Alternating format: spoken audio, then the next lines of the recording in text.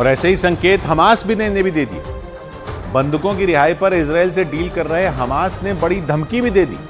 उसने गाजा में सीजफायर के ऐलान के बाद इजराइल को यह धमकी दी कि वो 7 अक्टूबर जैसा हमला दोहरा भी सकता है, लेकिन इस बार हमास गाजा से नहीं बल्कि वेस्ट बैंक से हमला करेगा।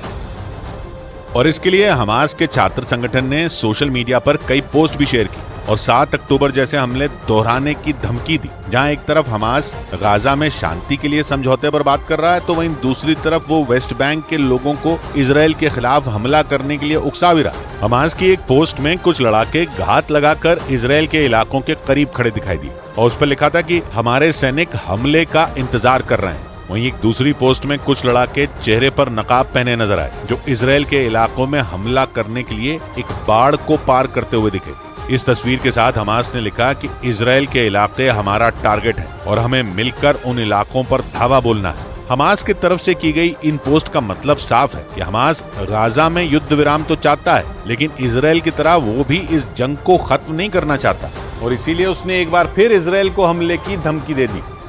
लेकिन इस बार हमास का ठिकाना गाजा नहीं बल्कि वेस्ट बैंक होगा और इस धमकी के साथ हमास ने यह भी बताने की कोशिश की कि गाजा में इजराइल के जमीनी ऑपरेशन के बावजूद हमास की ताकत कम नहीं हुई,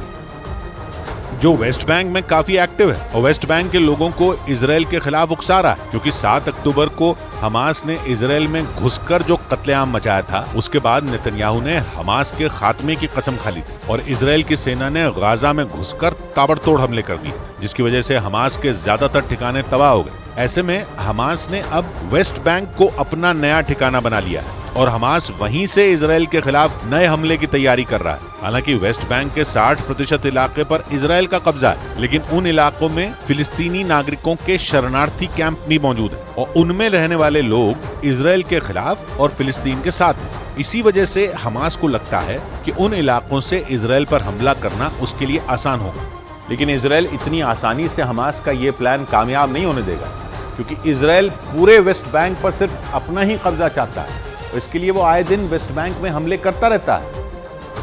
और ऐसा ही एक हमला इजराइल ने एक रोज पहले वेस्ट बैंक के तुलकर्म इलाके में किया, जिसमें 5 फिलिस्तीनियों की मौत हो गई। इसके अलावा इजराइल ने वेस्ट बैंक के रमल्ला इलाके में छापेमारी के दौरान 7 फिलिस्तीनी नागरिकों को भी मार दिया, जिसके बाद वहां तनाव और बढ़ गया, क्योंकि हमास ने 7 अक्टूबर को इजराइल में जो कत्लेआम मचाया था, उसकी कीमत सिर्फ गाजा ही नहीं बल्कि वेस्ट बैंक को भी चुकानी पड़ रही। फिलिस्तीन का आरोप है कि जंग शुरू होने के बाद से इजराइल की तरफ से किए गए हमलों में 200 से ज्यादा फिलिस्तीनी नागरिकों की मौत हो चुकी है, जबकि हजारों लोग घायल हो चुके हैं। इसके अलावा वहां हमास के लड़ाके छिपे होने का आरोप लगाकर इजराइल की फौज आए दिन वेस्ट बैंक में छापेमारी भी करती रहती है और हमास के लड़ाकों का गाजा से निकलकर वेस्ट बैंक में ठिकाना बनाने के पीछे ये अकेला कारण नहीं,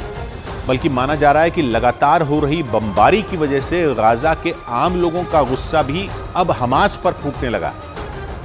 और वो लोग हमास के लड़ाकों के साथ मारपीट तक करने लगे। गाजा के खान यूनिस इलाके का एक वीडियो सामने आया, जिसमें 3 लोग अपने मोबाइल फोन पर एक वीडियो क्लिप दिखाते नजर आए। मोबाइल पर दिखाए जा रहे उस वीडियो में कुछ लोग एक आदमी की पिटाई करते दिखाई दिए। उन लोगों का दावा है कि वो आदमी हमास का लड़ाका है, जिस पर लोगों के घर से खाना चुराने का आरोप लगाया गया और माना जा रहा है कि इजराइल के हमलों से पहले वहां के लोग हमास के डर से उनका विद्रोह नहीं करते थे, लेकिन अब हमास के खिलाफ उनका गुस्सा साफ नजर आ रहा है, जिसकी वजह से हमास के लड़ाके या तो अपने बंकरों में छिपने को मजबूर हैं या फिर वहां से भाग निकलने की ताक में हैं।